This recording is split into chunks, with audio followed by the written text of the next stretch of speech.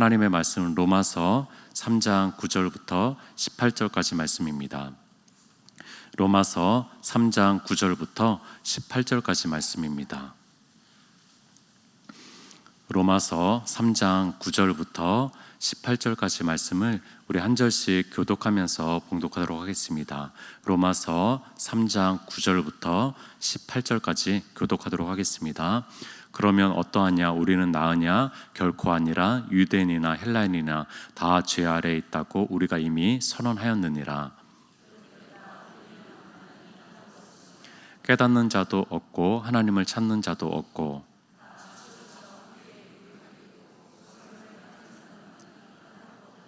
그들의 목구멍은 열린 무덤이요 그 혀로는 속임을 일삼으며 그 입술에는 독사의 독이 있고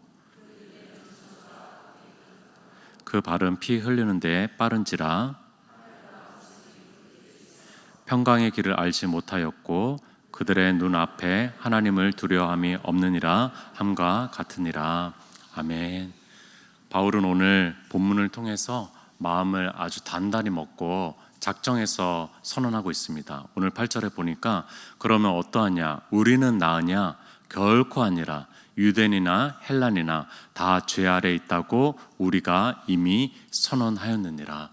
나를 포함해서 바울은 자신을 포함해가지고 우리 모두가 다 죄 아래에 있다라고 고백하고 있습니다.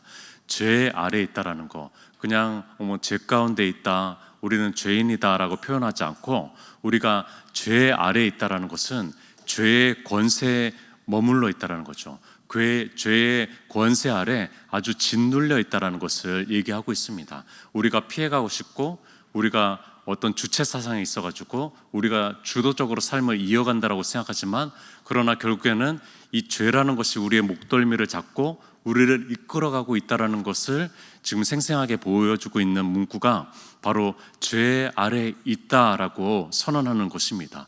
그러니까 이 죄라는 것이 엄청난 권세를 가지고 있는 것이죠. 너무 강력해가지고 이 죄는 내가 원하진 않지만 그 죄대로 이끌려가는 것이 바로 이 죄의 권세입니다.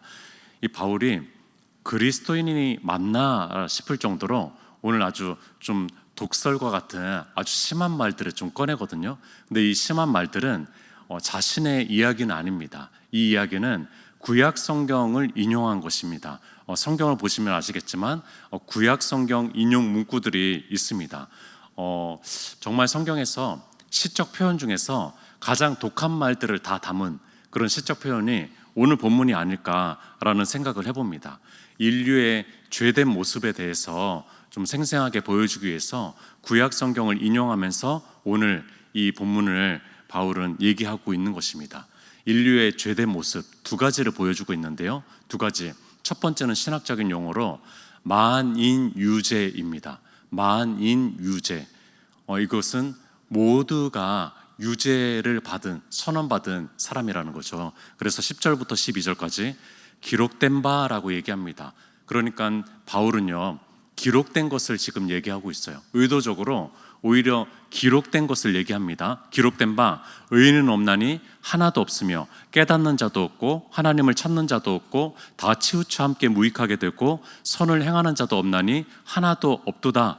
압도적으로 많이 나오는 단어가 있습니다. 그것은 없다, 없다, 없다라는 말입니다. 없나니, 없으며, 없고, 없나니, 없도다. 압도적으로 많이 나오는 것은 바로 없다라는 것입니다. 그러니까 주님 안에서, 주님의 심판대 안에서 모두가 유죄라는 것이죠. 무죄로 피해갈 사람은 없다라는 것입니다. 의인은 없다라는 것입니다. 하나님을 제대로 깨닫는 사람도 없다라는 것입니다. 하나님을 온전히 추구하는 사람도 없다라는 것입니다. 선을 제대로 행하는 사람도 없다라는 것입니다. 만인유죄죠. 세계적인 신약학자인 제임스 던이라고 하는 신약학자가 있습니다. 이 제임스 던이 이 본문을 보면서, 이 본문은 구약 성경에 나온 유대인들이 이방인들을 정죄할 때 사용된 구절들이다라고 얘기했습니다. 유대인들이 이방인들을 향해서 정죄할 때 이 구절들을 쓴 거예요. 그런데 바울은요, 하나님은요, 신약으로 와가지고 이 구절들이 우리 모두에게 적용되는 구절이라고 얘기하고 있는 것이죠. 그들은 유대인들은요, 이 구절들 이방인들을 향해서 쓴 구절들이네라고 생각을 했을 것입니다. 이들은요, 하나님을 찾지도 않고 하나님을 구하지도 않고 그리고 죄 아래 있고 선한 일을 하지도 못하는 그들은 이방인들이지라고 생각한 그 구절들이라고 생각을 했을 것입니다. 그러나 이 바울은요, 이것을 유대인들에게도 이방인 모두에게도 사용되는 구절들로 채택하고 있다라는 것입니다. 모두가 유죄라는 것입니다. 모두가 유죄예요. 만인이 유죄입니다. 누구 하나 제외될 수 없는 것이죠. 제가 신앙생활을 처음에 시작하면서 또 선교단체에서 제자훈련을 통해 가지고 양육을 받으면서 한 가지 궁금했던 점이 있었습니다. 이것은 도저히 제 머릿속으로 해결이 안 되는 거였는데, 원죄라는 겁니다. 원죄. 죄의 뿌리가 계속 전승이 되고 흘러와가지고 아담의 죄가 나에게까지 있다는 것이 도저히 이해가 안 가더라고요. 이거를 어떻게 설명해야 되나?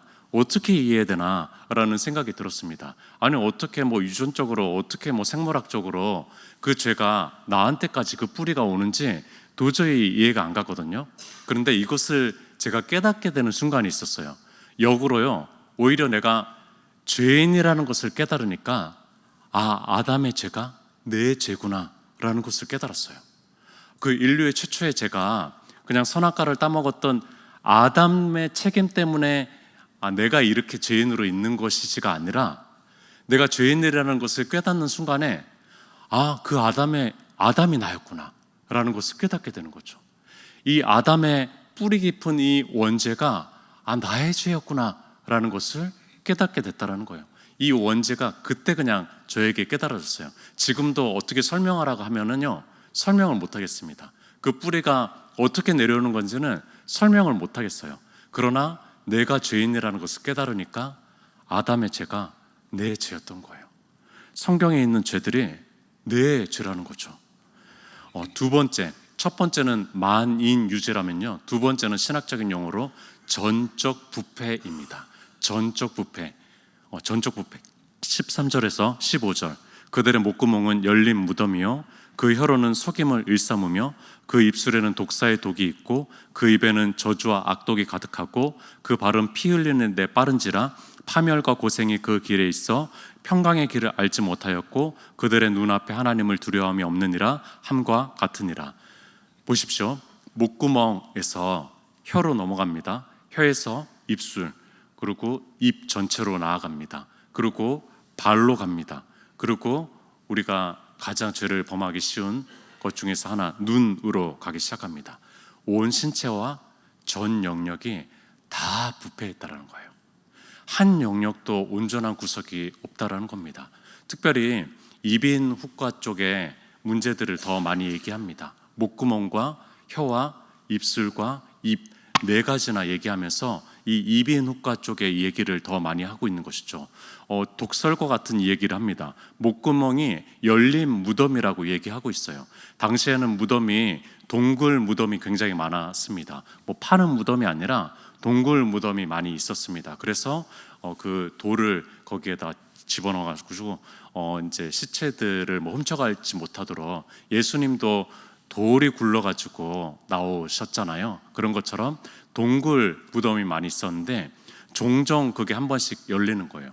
한 번씩 열리면은 시체 썩은 냄새가 나는 것이죠. 열린 무덤이라는 것은 요 목구멍에서부터 시체 썩은 냄새가 나는 이야기를 하는 것이고요. 입술은 독사의 독이 있다라고 얘기합니다. 사람을 얼마나 많이 죽이는 일입니까? 사람을 죽이는 그런 표현들을 독사의 독이라고 얘기하고 있는 것입니다. 굉장히 심한 모독이죠. 그 모독을 바울은요, 구약 성경을 인용하면서까지도 우리의 전적인 부패된 모습에 대해서 설명해주고 있는 것입니다. 이것은 과장법이 아닙니다. 이것은 비유법이 아닙니다. 이것은 직설법입니다. 이것은 진실입니다. 이것은 진리라는 겁니다. 개인 영상물인 유튜브나 이런 영상 매체들을 보면은요, 굉장히 유익합니다. 정말 최고의 의사, 최고의 어떤 병원에 가서 최고의 의료진이 있는 그런 의료진에게 5분만 겨우 만나서 상담받을 수 있는 그 의료진이 나와가지고 개인 영상물을 통해 가지고 건강 지식에 대해서 알려줍니다. 굉장히 전문 지식을 30분, 1시간 동안 우리는 볼 수가 있습니다. 제가 좋아하는 동물의 세계를요, 개인 영상물을 통해 가지고 보면은요, 와, 이렇게 피조세계가, 이런 피조물들이 다양하고 다채롭고 아름답구나, 신기하구나 라는 것을 느끼면서 하나님의 창조 세계에 대해서 놀라기도 합니다. 그러나 그 안에 담겨진 더 지저분한 세계들을 보게 되는 것이죠.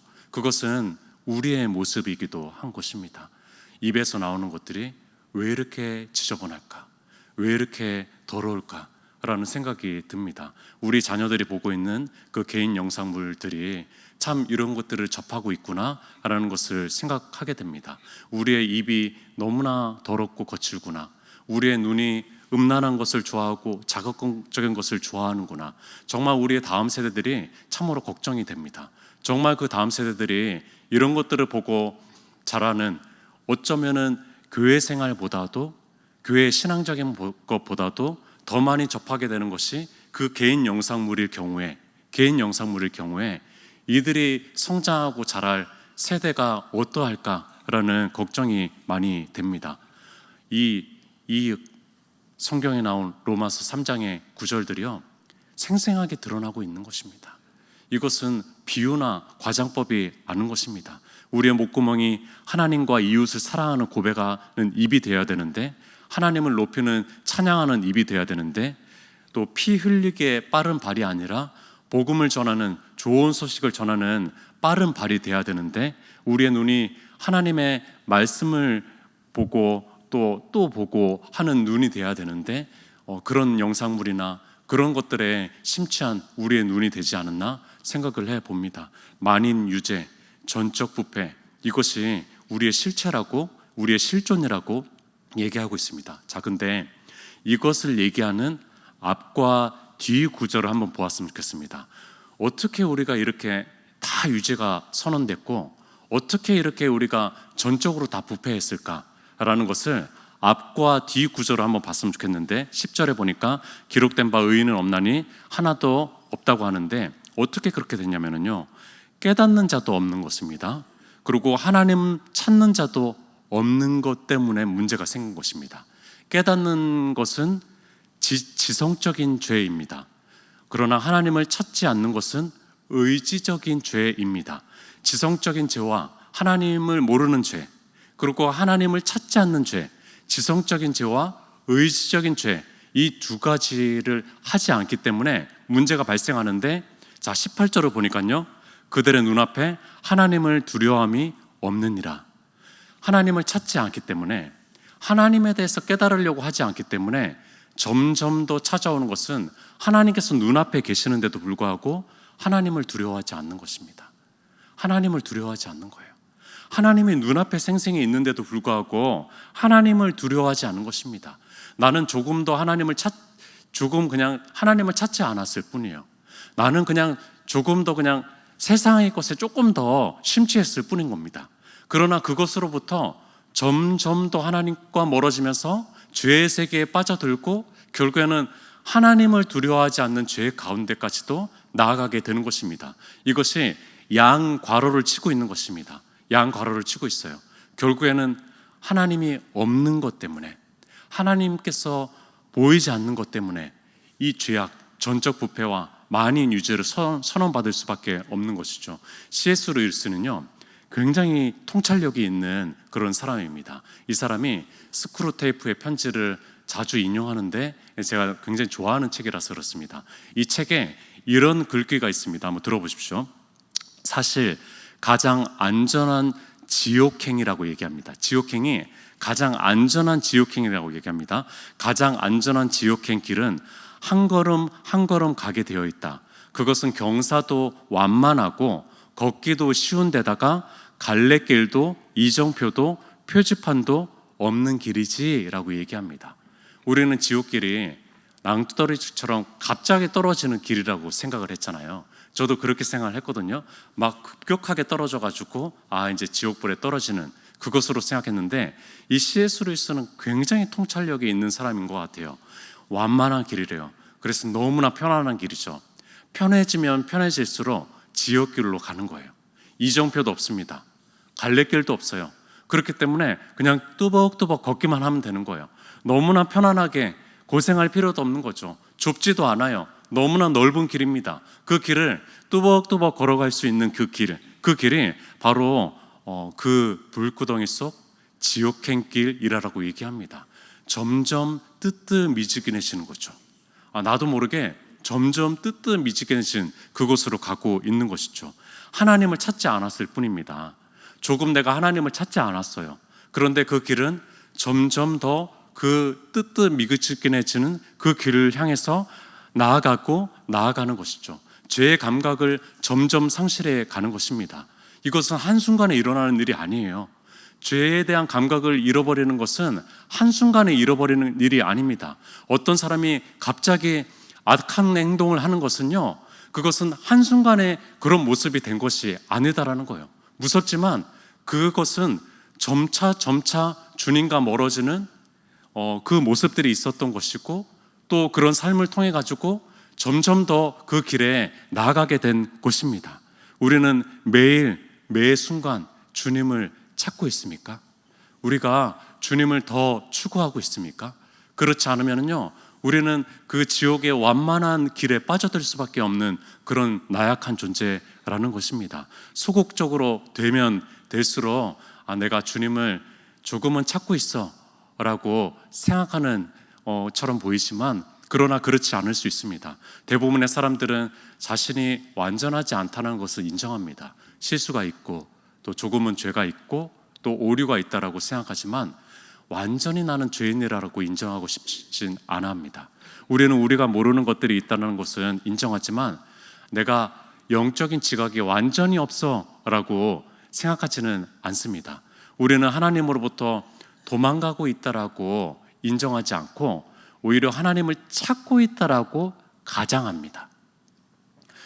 조금 그냥 하나님을 찾고 있다라는 것으로 우리는 얘기합니다. 사실상 멀어지고 있는데 우리가 하나님을 이런 방식으로 찾고 있어요 라고 얘기를 하는 것입니다. 그러나 그것은 멀어지고 있는 것일 수도 있어요. 그것은 멀어지고 있는 것일 수도 있다라는 겁니다. 우리는 모두가 죄인이고, 우리는 모든 영역에서 부패한 전적 타락한 죄인이라는 것을 인정해야 됩니다. 그래야지만 명의를 찾아갑니다. 우리가 누가 명의인지, 누가 이런 부분에서 치료의 권위자인지 잘 모르잖아요. 그런데 그것의 환자가 되보면 압니다. 그것에 심각한 질병을 가지게 되면은 이곳의 명의가 누군지를 검색하게 되고 찾게 됩니다. 우리가 전적인 부패한 죄인이라는 것을 깨달을 때 이것을 회복하게 할 수 있는 명의인 예수 그리스도를 찾아갈 수밖에 없다라는 것입니다.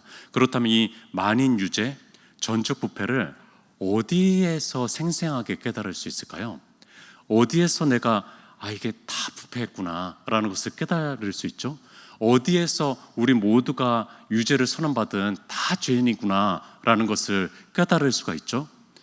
그냥 성경을 보다 보면은 깨달을 수가 있나요? 영적인 감각이 있고 그리스도인이 된 사람이면은 성경 말씀을 보면서도 분명히 깨달을 수가 있습니다.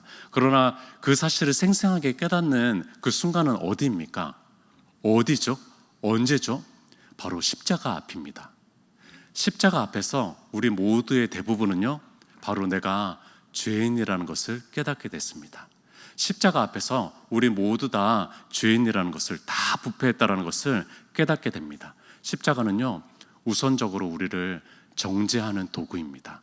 십자가는 우리를 구원하기 이전에 먼저 우리를 정죄하고 정죄합니다. 십자가 형틀에 예수님께서 못 박혀 죽으실 수밖에 없었던 이유의 첫 번째로 우리가 죄인인 것을 정죄하는 것이 바로 십자가입니다. 너희는 모두 죄인이야. 너희는 모두 다 소망이 없어. 너희는 전적으로 모든 신체와 영혼까지도 부패했어. 전적으로 할 수 있는 것은 하나도 없단다 라고 얘기하는 것이 바로 십자가라는 것입니다. 십자가 앞에서는 우리의 조금이라도 남아있는 의로움이 더러운 넝마 조각처럼 느껴집니다. 우리가 잘할 수 있는 것들이 있잖아요. 재능들이 있잖아요. 기술들이 있잖아요. 이거조차도 타락하는 데 쓰이는 거구나. 이것조차도 죄 아래에 있어서 이것 가운데서도 죄를 짓는데 이것도 사용되는 것이구나 라는 생각밖에 못하는 것이죠. 우리가 조금 있는 착한 행실도 배설물처럼 여겨질 수밖에 없는 것이고, 하수 처리장에 내던져지는 폐기물과 같은 것이라고 증언해 주는 것이 바로 십자가입니다. 십자가는 우리가 아무것도 할 수 없는 존재라는 것을 알려주고요, 십자가는 우리가 전적으로 시체 덩어리다 라는 것을 알려주는 것이 바로 십자가라는 것입니다. 중립을 지킬 수 없습니다. 십자가 앞에서는요, 중립을 지킬 수 있는 사람은 없습니다. 그 앞에서는 의인이냐 죄인이냐 밖에 없어요. 의인이냐 죄인이냐 밖에 없습니다. 그러면 어느 쪽이겠습니까? 우리 모두 다 어느 쪽일까요? 우리 모두 다 어느 쪽일까요? 중립은 없습니다. 우리 모두 다 죄인이라는 거죠. 베데사부 때 얘기를 해서 죄송합니다. 박술래 목사님께 죄송합니다. 베데사부 설교할 때 십자가 설교를 참 많이 한 것 같습니다. 다양한 성경의 이야기들을 전하고 싶었지만, 그러나 이들에게 정말 10년 동안 많이 설교하고 했던 것 중에 하나는 십자가 설교입니다.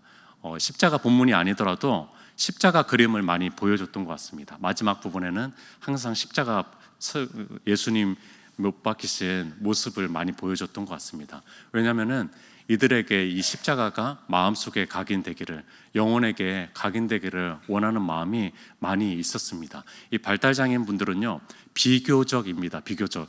요즘에 이제 발달장애인에 대한 이야기도 참 조심스럽습니다. 제가 판단하는 거랑 또 다를 수가 있으니까요. 그러나 제가 본 발달장애인에 대한 비교적, 우리 비장애인들과 좀 비교적 다른 모습은요, 그들은 그 이미지 그대로를 받아들인다라는 거예요. 우리는 십자가 그림을 보고 십자가를 얘기하면은요, 어떤 생각을 합니까? 못 박히신 주님이 주시는 이 십자가가 내게 어떤 의미를 가시는가라는 생각을 하게 되잖아요. 그러나 발달장애인 분들은요, 십자가를 보면은 이렇게 생각합니다. 예수님이 얼마나 아프실까? 예수님이 얼마나 고통스러울까? 십자가 예수님의 못 박히신 그 모습만 보면서 그것을 그대로 받아들이는 거예요. 그 이미지 그대로를 받아들이면서 예수님 얼마나 아프실까라고 합니다. 그래서 십자가 설교를 하고 나서 이제 축도를 하고 내려오면은 한 성도님이 거의 항상 저한테 이런 질문을 합니다. 이렇게 얘기합니다. 예수님 왜 죽으셨어요? 목사님 왜 죽으셨어요? 목사님 부르면서 예수님 왜 죽으셨어요? 라고 하면서 예수님 많이 아프셨죠? 많이 아프셨죠? 라고 질문합니다. 그러면 이제 제가 대답을 하기도 전에 이 친구는 자문다답을 하는데 이렇게 얘기합니다. 나 때문에 죽으셨죠? 나 때문에 죽으셨어? 이렇게 대답을 해요. 이 친구는 정답을 잘 알고 있는 거예요. 그러면 제가 깨닫는 바가 있습니다. 이런 부분을 깨닫습니다. 이 십자가가 내가 설교하는 설교거리가 아니라 내가 먼저 그 십자가 사형 틀에 못 박히는 틀이구나 라는 것을 깨닫게 됩니다. 주님께서 나를 위해서 죽으셨지? 주님께서 나를 위해서 못 박혀 죽으셨지? 내가 저 십자가에 못 박혀야 되는 것이지? 내가 저 십자가에 달려야 되는 것이지? 내가 죄인이라서 주님께서 십자가 지신 것이지? 내가 아무것도 할 수 없는 철저한 죄인이라서 주님께서 대신 지신 것이지? 라는 깨달음을 가지게 됩니다. 오히려 설교할 때보다도 설교에서 내려왔을 때 그 더 큰 은혜를 깨닫게 됩니다. 오늘은 기도하실 때 십자가를 한번 묵상해 보십시오. 그런데 십자가의 계가, 십자가의 승리하심을 먼저 묵상하는 것이 아니라 내가 저기에 못 박혔어야 되는데, 내가 저기에 매달렸어야 되는데 라는 것을 먼저 묵상해 보셨으면 좋겠습니다. 그 묵상 가운데 분명히 주님의 그 뜨거운 보혈이 우리의 마음을 채워주실 것입니다. 함께 기도했으면 좋겠습니다. 주님의 십자가 앞에 서서 내가 죄인이었다라는 것을 다시 한번 깨닫고 또 그 구원의 은혜가 얼마나 큰지 대신 지신 주님의 십자가에 보혈 그 큰 피를 한번 생각해 보시면서 이 시간 기도했으면 좋겠습니다. 우리 주여 한번 외치고 기도했으면 좋겠습니다.